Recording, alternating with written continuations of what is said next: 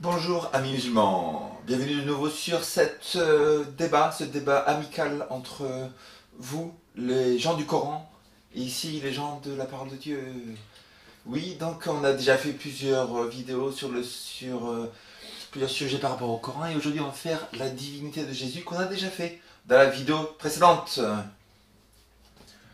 Donc est-ce que Jésus est divin, Jésus n'est pas divin? C'est une question importante car la Bible nous dit que celui qui ne croit pas en Jésus comme Dieu n'a pas la vie éternelle. Et le Coran nous dit que Dieu ne peut pas engendrer, n'a jamais engendré, ce qui est vrai car Jésus n'a jamais été engendré, n'est-ce pas? Et le Coran nous dit que le salut n'est à travers personne, mais seulement tu demandes pardon à Allah et tu vas au paradis. Quelle est la vérité? C'est très important car si on a la mauvaise... Donc là, déjà, on a vu qu'il y a deux exclusions totales. Ça veut dire que le Coran dit quelque chose et la Bible dit quelque chose. Ça veut dire que les deux livres ne peuvent pas venir du même auteur. Ce n'est pas possible. Ce n'est pas possible que le Coran vienne de Dieu et la Bible vienne de Dieu, alors que les deux livres sont remplis de contradictions et disent des choses différentes. Oui, dans une grande partie, ça parle de Moïse, ça parle du déluge, ça parle d'Adam et Ève, ça parle des prophètes, n'est-ce pas? Mais le cause principal de comment aller au paradis est totalement différente. Et c'est là le principal, c'est que si on ne sait pas comment aller au paradis, comment on peut avoir la vie éternelle? Est-ce que Dieu est un buffet? Est-ce que Dieu est le flunch? Est-ce que Dieu fait entrer? Qu'est-ce que tu veux pour entrer? Un peu de carottes musulmans. Là tu veux quoi? Je veux un peu de clafoutis protestant. Là j'ai un peu de trucs... Non, non. Dieu n'est pas un buffet. Dieu a créé l'univers il y a 6000 ans. Dieu a créé une vérité il y a 6000 ans. Et Dieu a choisi que pour que l'homme soit sauvé, il lui a envoyé un livre et que le salut se trouve par cette parole. L'apôtre Paul dit à Timothée, tu connais les Écritures, la parole de Dieu, qui peuvent te rendre sage à salut. Donc ce livre peut rendre sage à salut. En lisant, on comprend comment sortir du problème dont on est rentré depuis le début de cette ère où Satan a fait tomber Adam et Ève et depuis toutes sortes de calamités sont tombées sur cette terre car cette planète appartient à Satan. Maintenant, est-ce que Dieu va envoyer un livre? Il va choisir que les bouddhistes ils ont une vérité, les hindous ils ont une vérité, les musulmans ils ont une vérité, les juifs ils ont une vérité. Non. Faut pas se foutre, c'est totalement un foutage, c'est pas du tout honnête de dire ça parce que Dieu n'a pas différentes vérités, Dieu n'a qu'une vérité, il y a un absolu.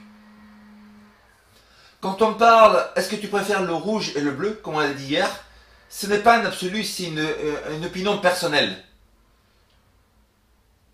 Mais quand on dit est-ce que Dieu existe ou Dieu n'existe pas, c'est un absolu. L'opinion personnelle n'a aucune rentrée dans ce genre de sujet. Comme on dit par exemple, est-ce qu'il faut s'arrêter au feu rouge en France ou pas? Si le feu est rouge, faut-il s'arrêter?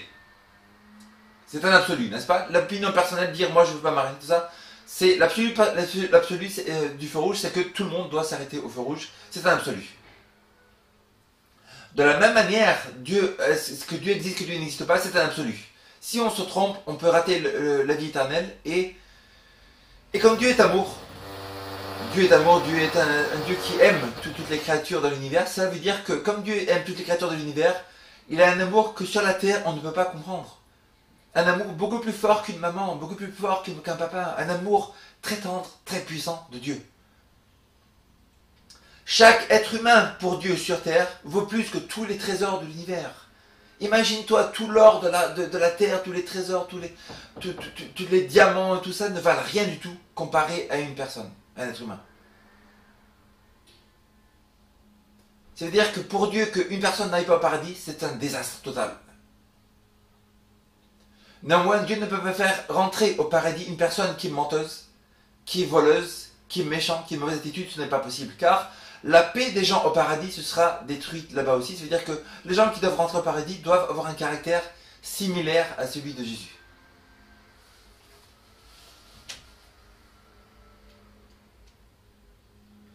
Donc quand on parle de divinité de Jésus, c'est une question importante car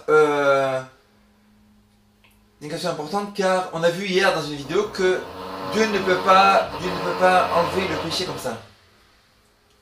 C'est comme si on a pris la similitude comme quoi moi je vais dans la rue, je vole une voiture, je tue quelqu'un. Et le policier va venir et va dire je te pardonne. Non, il y a une conséquence. Même sur terre, on est entre êtres humains et il y a des conséquences pour le péché, pour les fautes qu'on fait sur terre. Si on vole quelque chose, on ment, on a des conséquences. Combien plus pour Dieu qui a créé l'univers. Donc, si Jésus n'est pas Dieu, si Jésus n'est pas mort sur la croix, ça veut dire que tout le monde est toujours dans ses péchés et qu'il ne peut pas aller au paradis. Personne ne peut aller au paradis si Jésus n'est pas mort sur la croix. Pourquoi? Parce qu'il y a 10 commandements. Il y a écrit dans la Bible, car le péché, c'est la transgression de la loi. Si quelqu'un pêche, ça veut dire qu'il a transgressé une loi. Et cette loi dit que cette personne qui transgresse cette loi doit mourir.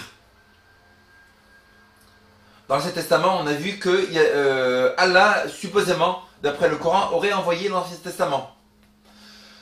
Dans l'Ancien Testament, les Juifs, pendant 4000 ans, ils avaient un système de sacrifice. Dans ce système de sacrifice, les Juifs devaient tuer des animaux pour le pardon des péchés. Disons que vous habitiez 3000 ans avant Jésus-Christ, ou 2000 ans avant Jésus-Christ, vous allez mentir ou voler. Vous amenez un animal de votre bergerie, par exemple un agneau, vous l'amenez devant le prêtre, devant le temple. Devant le temple, le prêtre va vous donner un couteau. Votre main va se poser sur la tête de l'animal. Vous allez confesser votre péché qui est être mis sur cet animal. Vous allez couper le cou de cet animal.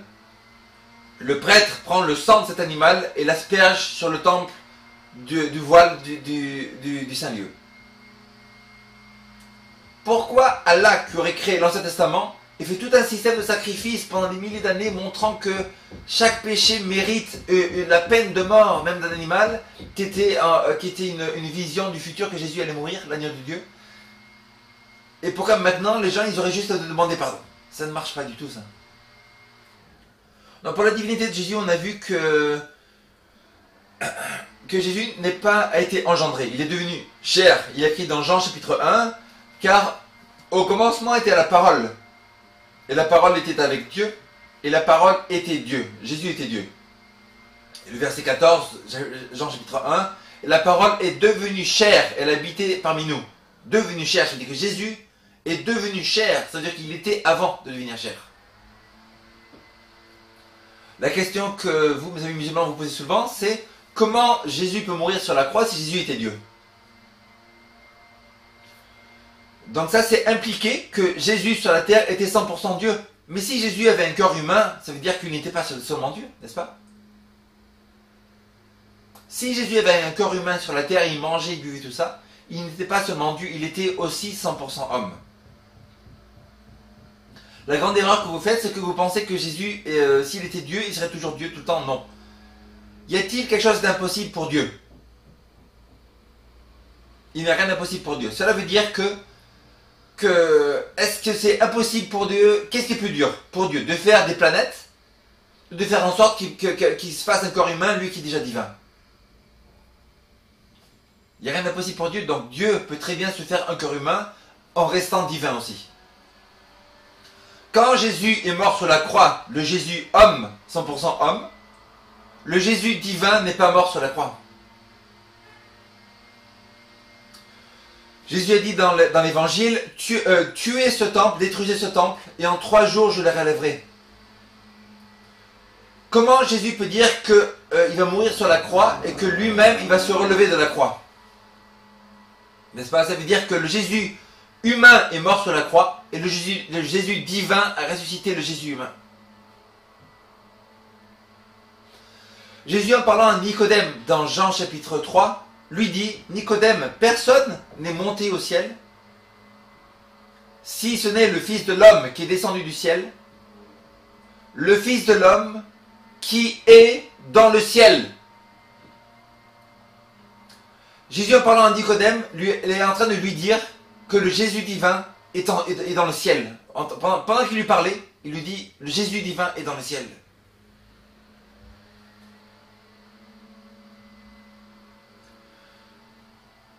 Donc, et la prophétesse Ellen G. White, la vraie prophétesse de la fin des temps de l'église adventiste du 7e jour, qui est la seule organisation de Dieu sur la terre, nous dit que la divinité de Jésus n'a pas pu mourir sur la croix, car cela aurait été impossible. N'est-ce pas? La divinité ne peut pas mourir sur la croix. C'est le Jésus humain qui est mort sur la croix. On va vous dire, oui, mais Jésus dit que mon Père est plus grand que moi.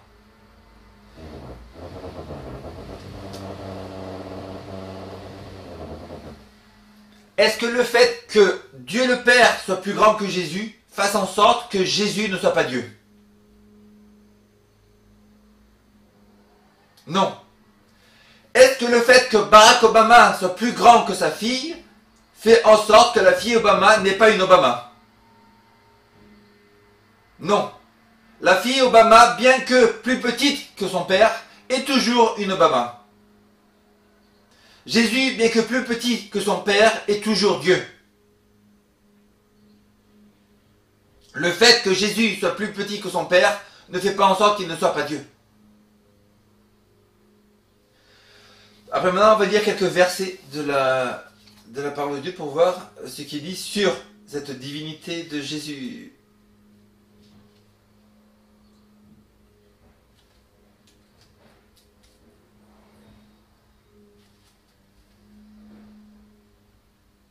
On a Colossiens 1, 15 à 17.